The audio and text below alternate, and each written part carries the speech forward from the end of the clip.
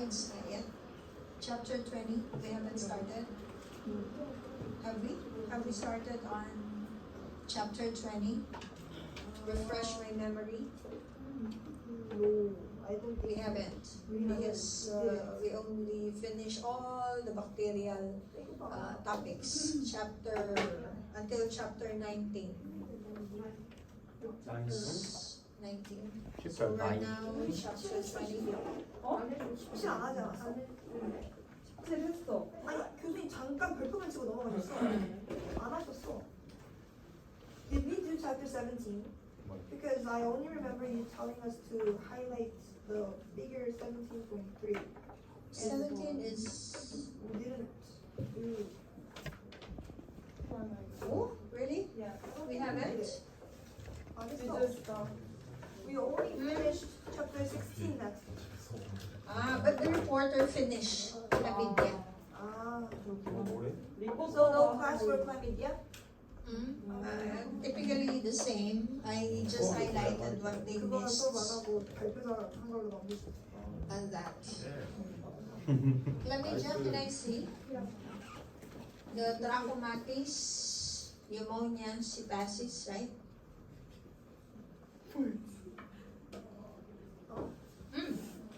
I would remember. So let's summarize that chlamydia into how many diseases? What diseases do we have for chlamydia? So let's talk about clinical significance of that chlamydia and that of the infection control.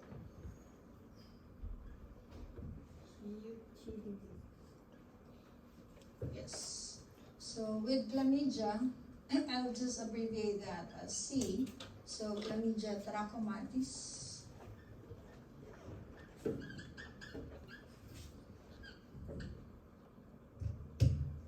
Would be giving us what diseases?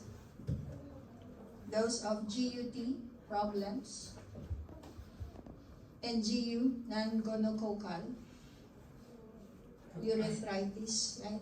Then I would remember LGV, lymphogranuloma venereal diseases. So that would be of LGVs. So these are related to genitourinary tract infection with non-gonococcal urethritis. Then the venereum means that of sexually transmitted diseases.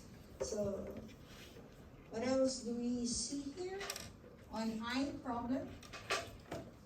Especially that of the babies, the infants, having to suffer from kerato conjunctivitis.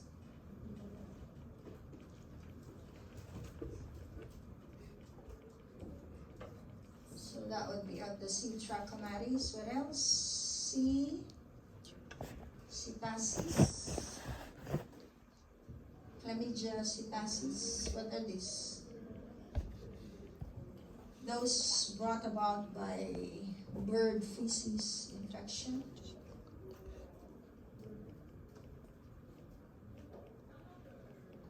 Causing those of psittacosis.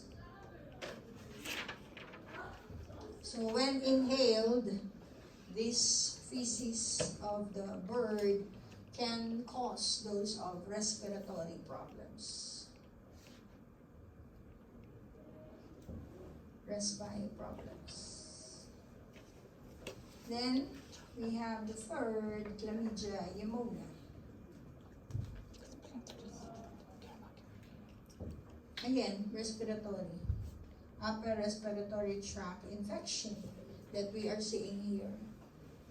So pneumonia, typically consolidation of those lung tissues where patient would be suffering from, again, respiratory problems. Essentially, how do we remember this chlamydia? As we know of that pathogenesis of chlamydia.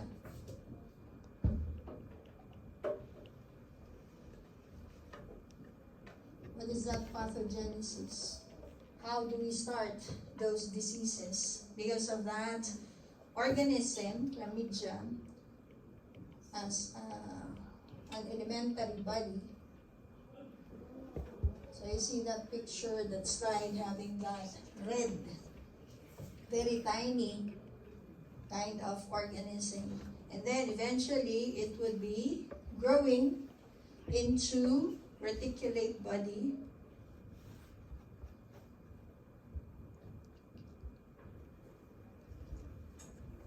So that would be having more of those bodies in the form of that reticulate. What do you mean by reticulate? Larger, bigger than the original elementary body organism. And then they would be growing, multiplying by binary fission or fusion.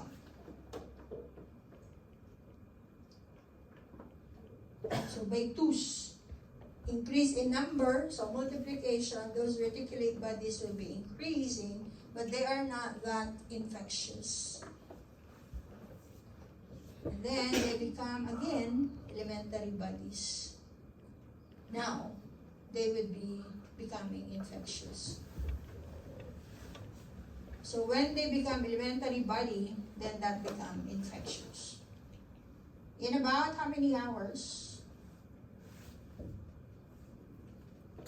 Only about 2 to 3 days. So that's about 48 to 72 hours.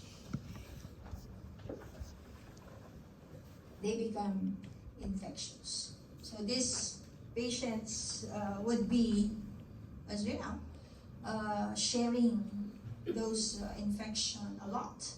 And in what way? It can be on this way, with that of the trachomatis, or probably zoonotic, or probably with that of bird poops that would be inhaled by the human, causing those problems of the respiratory. And the third classification, we have that of the pneumonia, causing again lung, as X-ray would show, reveal those consolidations, showing problems associated or related with difficulty of breathing, with inflammation of the lungs, also having fever, and those production of sputum. Now, the question is, how do we prevent the transmission of that? If that would involve these LGVs or those venereal diseases, sexually transmitted diseases, of course, number one, that they may also be seen similar to that of gonococcal type of infection, gonorrhea. So they should also be checked with those kind of STDs. So safe sex would really be the priority on infection control. Nothing would be stopping this kind of problems if the person would be only being faithful to one partner, no other partners, no other individuals would be sharing those spread. Remember, they are asymptomatic. That would be really dangerous. So with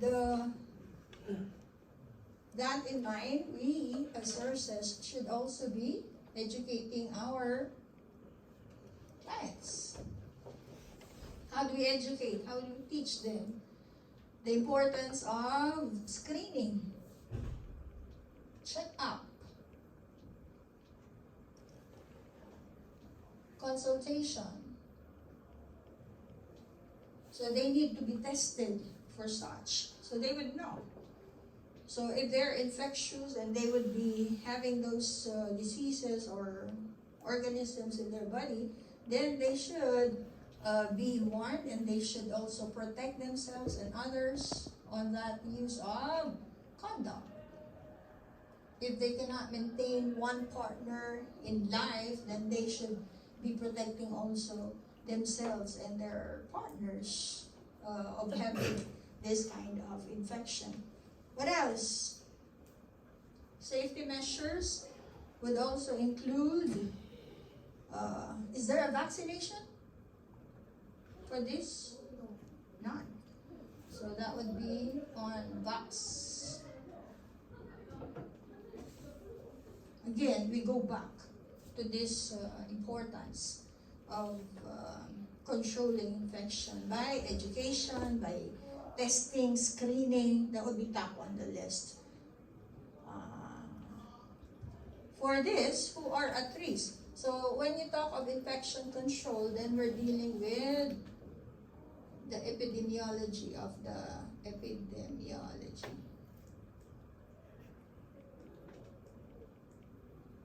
Of disease. What is that? Answering those of the who, the why, the importance of these. Educating our clients. So the why, the who are at risks. High risks. For the number one, who will be at risk for this? Trachomatis. Highly sexually active individuals, those who would be engaging into, especially this, male to male kind of sex. So that would cause this kind of problems. Who are at high risk for the psittasis kind of problem or infection? The vets, veterinarians. So even those healthcare workers, animal caretakers, so caretakers of what? Of those shop, of those selling birds or having pet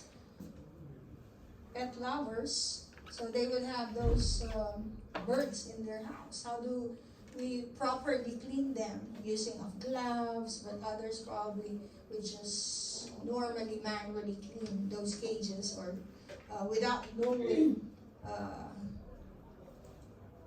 zoo keepers or caretakers. So this would be on those shop that may be selling those birds. And for the pneumonia, so this would be on respiratory care, respiratory measures management, so or isolation. So what is this? And hygiene. So those proper coughing techniques, sneezing. How do you cough properly? How do you sneeze? We don't use our hands on coughing. Without your mask, you don't do that. Of course, you do that. Why not the hand? Because as you cough, and that would be coming in contact closely with those respiratory droplets. So this would be a respiratory droplet control or measure. So that would be, let's say, touching this, touching that, touching the doorknob without you washing your hands. Then you're spreading. And then another individual will be touching that. So that will not at all control those infection. So coughing, sneezing, throwing those tissue paper. How do you properly throw those tissue paper? Throwing those tissues used by the patient properly. So proper techniques, proper coughing. You don't just throw it away, or with this mask just put in any place that you wanted to, or just dropping that or spitting those sputum wherever that pleases you. That would certainly cause spread of this infection. So for the final exam, make sure that you zero in focus on this, the importance of those diseases, the clinical importance and that of the infection control. Now, we would be more into that area of or managing that infection, because we already know how this bacteria would be becoming virulent, so much with that virulence factor identification in the laboratory. You're used to that. But then, essentially, as nurses, what would be your role in the infection control? And what would be those diseases that would be causing human problems, health problems? So, that would be the essence of that chapter 17 with chlamydia, showcasing this of the Trachomatis, psittacis, and pneumonia. And of course, with that clinical significance, you have to assess. Be knowledgeable of those signs and symptoms that the patient would be manifesting these diseases. How is it transmitted? The mode of transmission.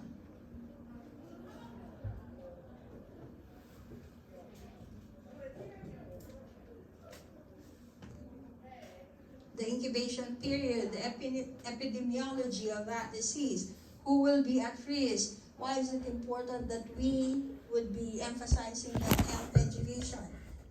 When the patient would be infectious, the incubation period, the where, those, the how,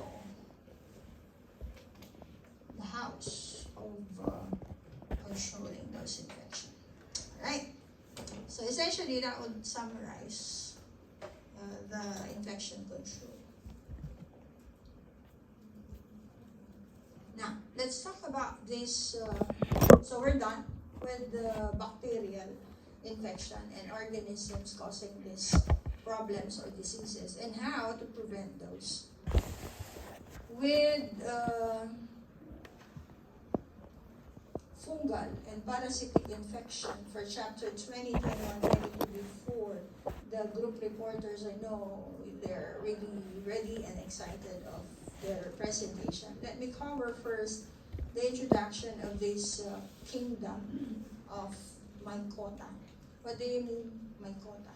When you hear that, it has something to do with fungi. So these are large or group of saprophytic, meaning they are deriving nourishment from dead organic matter, parasitic eukaryotic organisms. Formerly considered plants, but now they are assigned their own kingdom, or Mycota. 200 fungal species, only 100 will be pathogenic for humans. And human fungal diseases or mycosis are very, very common. So I'd like to zero in focus on that. Compared to the parasitic types, even here I searched in Korea, not really that of a problem. It's well under control. When you talk of worm infection, helminths infection, not really that many. So we will not be dwelling on that. Nor that of the protozoal compared to that of the fungal. Fungal, globally, we will be seeing that and exposing ourselves to this. So these are classified by their location or in the body where the infection will be occurring. So what are these kind of fungal infection? One, cutaneous. As the name implies, what do you mean by cutaneous? Only involving the skin or the epidermis part of the skin. Sub-Q, penetrating on that layer significantly beyond the skin, subcutaneous layer, and that would be involving systemic, that would be of the blood, and that other internal organs. So we see disseminated type of infection. So in this slide, we will be seeing quite a lot of those infective agents for the cutaneous, subcutaneous, and systemic. Added are the opportunistic pathogens. So we'll just choose which one would be more commonly encountered. So systemic fungi can be either true or opportunistic type. So true pathogenic, they are capable of infecting healthy individuals, but the opportunistic, well, we know how to define opportunistic. They will take that opportunity to take advantage of those patients who are already sick. Their immune system is back down, is low, so they take that chance to attack and to bring it on that patient's immune system to really cause infection. So they have predisposing conditions, so they are immunodeficient or having chronic debilitating diseases. Poor individuals who's suffering from specific health problem, and then they would be adding on added injury to that of existing health problem. So fungi produce and secrete variety of these unusual metabolic products, some of which when ingested would be toxic to animals including humans. So if you will be using some of those products to kill those fungi, be careful to protect ourselves. Otherwise, we might be ingesting or absorbing those toxic products as well. Fungal spores are also important allergenic agents, so causing allergy. So these are the characteristics of major fungal groups. As eukaryotes, they have membrane-enclosed nucleus and other organelles. But they have no chlorophyll or chloroplasts. They makes them different from plants. You know what chlorophyll are. So that would be used for them to be having those food for their growth. Their structure, habitats, and mode of growth and reproduction distinguish themselves different groups of fungi. So let's talk about the fungal cell wall and membrane components. They would be having largely of, what is this, chitin. Chitin? What is this chitin? Not peptidoglycan, as we've been saying among bacteria, but fungal cell wall will have that chitin. Fungi not affected by antibiotics, penicillin, obviously. What do we use? Antifungal medication or drugs. For bacterial, we have antibiotics. For viral, antiviral. You cannot use antibiotics for fungal or viral infection. So, the antibiotics will inhibit peptidoglycan synthesis, but antifungal, of course, will not be affected, or fungi will not be affected by this because they have chitin. Fungal membrane also contains ergosterol, which is vital component of their cell membrane, rather than cholesterol found in mammalian membrane. So we're trying to compare of the structures of fungi compared to that of other organisms. Antifungal agents and chemotherapeutic agents such as amphotericin B and nystatin, imidazole and triazole disrupts biosynthesis of these chemical characteristics of ergosterol's function, resulting to cell death. So those antifungal meds will be targeting this particular structure of ergosterol. Glucan is the main polysaccharide component of the cell wall of the fungus or fungi, used for the attachment of other cell wall constituents. It's like you remembering what a glue or paste will do.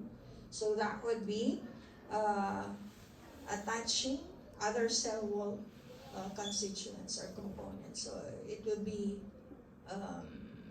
made possible for them to be like maintaining their structure without disintegration or without them being damaged. The class of these echinocandin antifungal agents destroy this important structural component of the fungi. So their habitat and nutrition, where do they live? How do they live? How do they not be nourished? So these fungi, all of them, are chemoheterotrophs, requiring some preformed organic carbon source for growth. They do not ingest food particles like protozoa, but depend upon the transport of soluble nutrients across their cell membranes. To obtain these soluble nutrients, fungi will secrete degradative enzymes like these ACEs, cellulases, proteases, and nucleases into their immediate environment that would enable them to live saprophytically on organic wastes. Therefore, their natural habitat of almost all fungi is soil or water containing decaying organic matter. Some fungi can also be parasitic on living organisms, where parasitic infections usually originate from the person's contact with fungus-contaminated soil. How do they grow? Two forms: filamentous or filamentous, mold-like fungi, filaments. So you see that? So many branches. So they're branching out. So they are massive threads with many branches. The mass is called mycelium, growing by branching and tip elongation. So here we see those of the branches. If that would be enlarged, we see a lot here that would be stemming out or branching out. And then the thread, or called hyphae, are tubular cells that may or may not be division or partition, classified into segments. So we see this yeast-like fungi and dimorphic fungi. What are yeast-like fungi? They are populations of single or unicellular, unconnected spheroid cells reproduced by budding. So here are the buds. So they would be growing, having those other part like a bud, or having another part growing into that original body. Dimorphic fungi are yeast-like in one environment and mold-like in another, especially those that causes systemic mycosis or disseminated type of infection.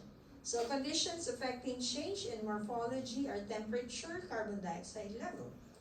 Example of dimorphic fungi are Blastomyces dermatitis and Histoplasma capsulatum. What about sporulation of these fungal groups? Principal means by fungi reproduce and spread through the environment is by sporulation. So those fungal spores are metabolically dormant, protected cells released by the mycelium in enormous numbers. They can be borne by air or water to new sites, so they love moist environment where they germinate and establish colonies. They can be generated asexually or sexually as well. So we see their growth on this diagram, asexually or sexual sporulation. So we mentioned about those spores among those that we learn in bacteria, where they would be inactive or sleeping dormant for a certain period of time, and yet they would be protected. They would not be damaged because they would be growing out of their original cell. So that would be the idea of that sporulation. So how it is accomplished, either sexually or asexually. So here we will see those growth as we see that in this diagram, with especially sexual spores often having that characteristic shape and surface ornamentation pattern that may serve as a primary or only means of their species identification.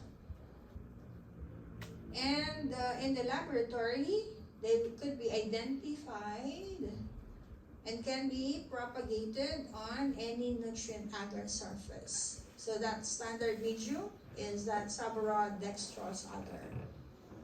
Because of its low pH, they can be grown on that specimen. That would inhibit bacterial growth while allowing fungal colonies to form. So that would be exclusive for fungal growth. Various antibacterial antibiotics added to the medium to further inhibit bacterial colony formation. So that would allow separation of that bacteria from the fungus growth. Culture started from spores or hyphal fragments, and identification usually based on this microscopic morphology of conidial structures. So these samples clinically can be used: pus, blood, spinal fluid, sputum, tissue biopsies, or skin scrapings. So such specimen can be rapidly evaluated histologically by direct staining techniques to identify those hyphae or yeast forms. Blood tests and immunofluorescent techniques also useful in the identification of fungi from those clinical isolates. Alright?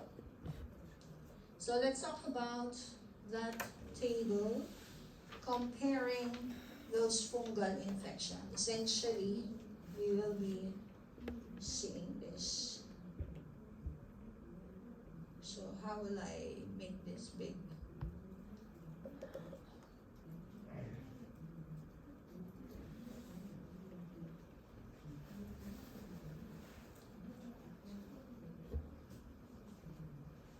So we could make use of this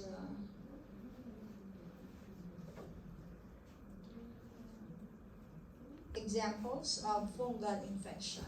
So what do we see here? So we're looking at this dermatophytosis. So these are group of related fungi, the dermatophytes. So we see these classifications: trichophyton, epidermophyton, and the microsporum. We see 5 types here of fungal infection. This is cutaneous mycosis. Let's start off with the most common, Tinea pedis, athlete's foot. Then you have Tinea corporis, or also known as the ringworm, the Tinea capitis, or the scalp ringworm. Tinea cruris would be the jack itch. That Tinea unguium, onychomycosis. So these would be the related terms to describe this fungal infection, specifically cutaneous mycosis. So what do we see here in common as causative organisms? The trichophyton, all would be causing this kind of cutaneous mycosis. We also have the epidermophyton here, and then microsporum, and that. So we are seeing this kind of dermatophytosis type of infection. So let's distinguish one from the other. With those clinical manifestations seen here, what do we see? So those infected tissues initially would be seen on those toes. That's why we call it athlete's foot. The Tinea pedis, pedal, foot. So this would be affecting those toes, digits, those phalanges on the feet. So we see those kind of infection may be spreading to the nails.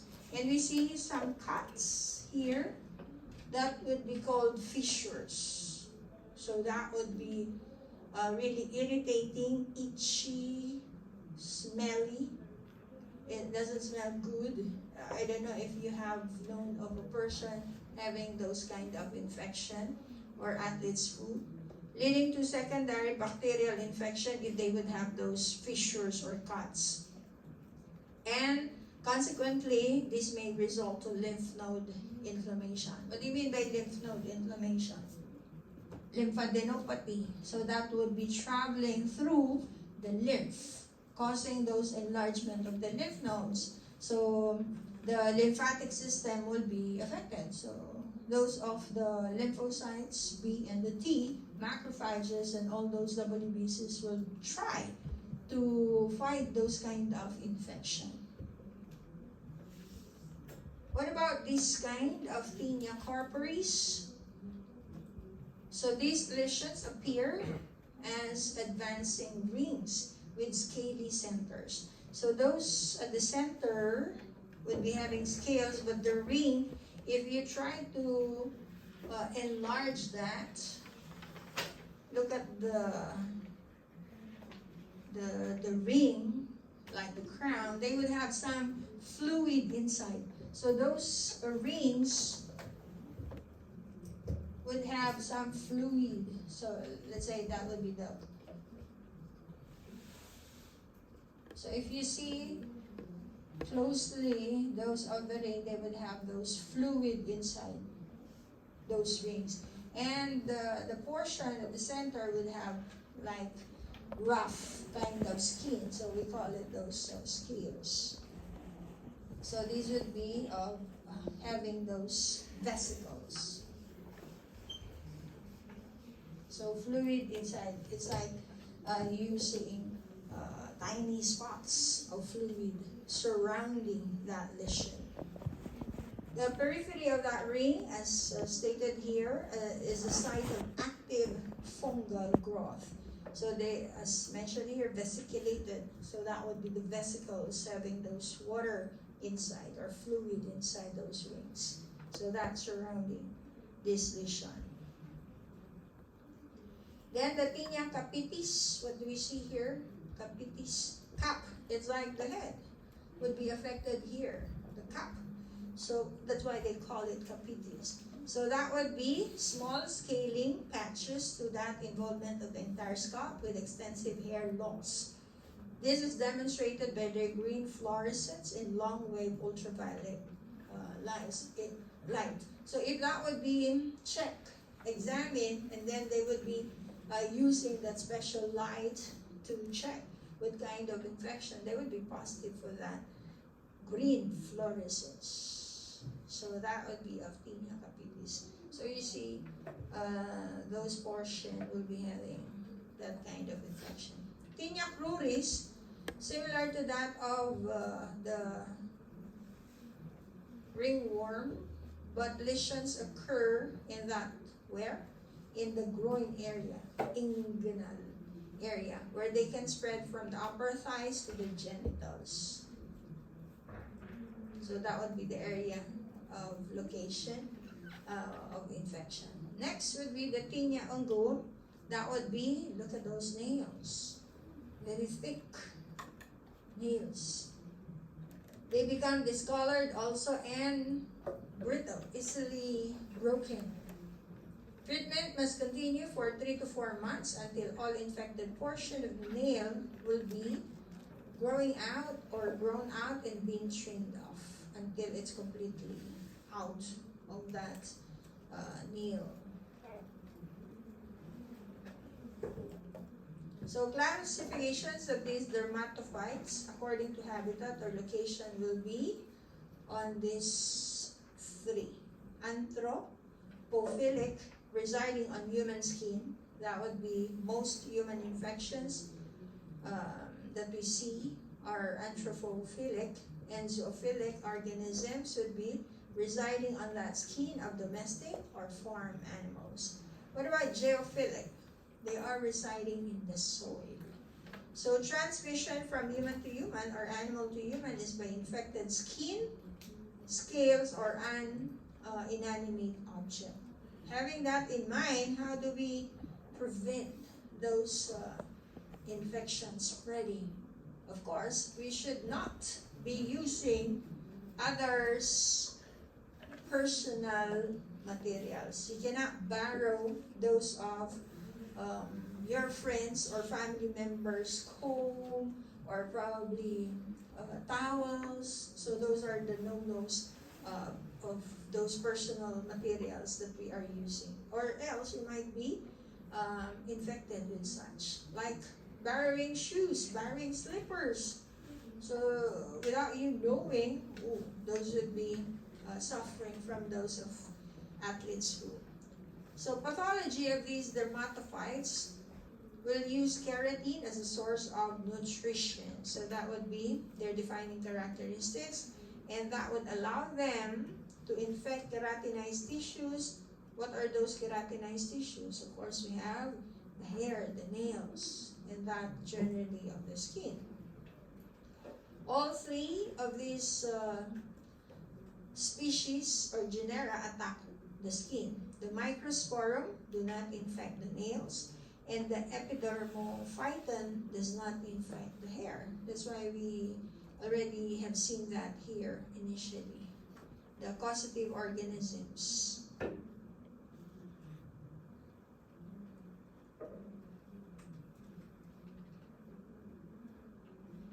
So can you try figuring out on this matching type the condition that exists?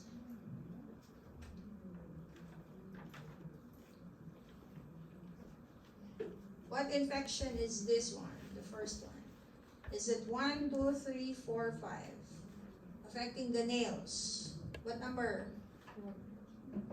The nails?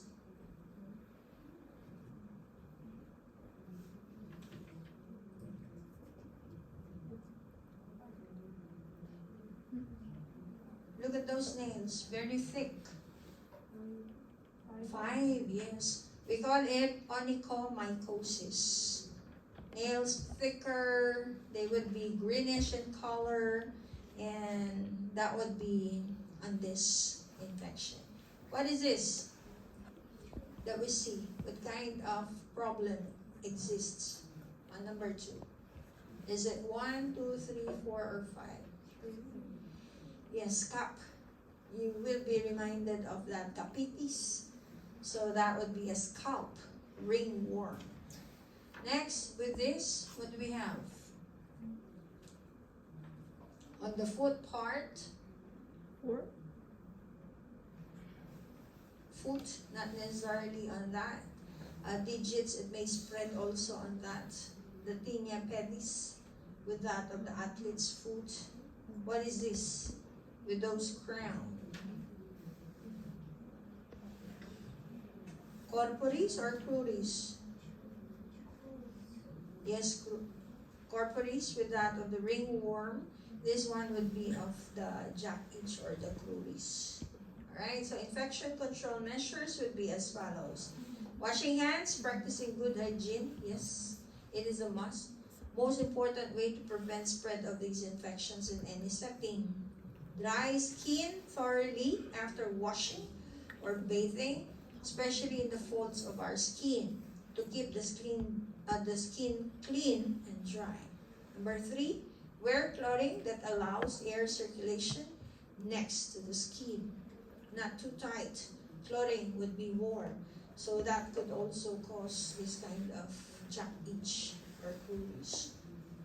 Wearing shoes in locker rooms, community showers, and swimming pools. Be careful in using those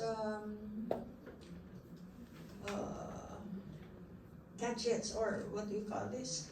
Those equipment in the gym when you will be exercising, using those public gym. These can be those problems. Wear shoes in those locker rooms, community showers, and swimming pools. Do not share towels, socks, or shoes with others. Your combs and other personal care products. Do not borrow. Do not lend someone as well. Sometimes with friends, can I borrow your comb? Can I borrow your towel, your shoes? Not a good practice, not advisable, or else you might be ending up with those problems. Follow prescribed topical or oral fungal antifungal medications. Wash those affected areas daily and keep it dry, and avoid small or old shoes. Make sure if you'll be using that, you check, you clean it first. Otherwise, it might have grown some of those fungi already. So these are the common types of antifungal meds given. Amphotericin B, ketoconazole, fluconazole, itraconazole. We learned that in our Pathopharma, those antifungal drugs. So you review on those side effects of those drugs. I think I'll be pausing and then continuing on the subcutaneous mycosis. 10-minute break.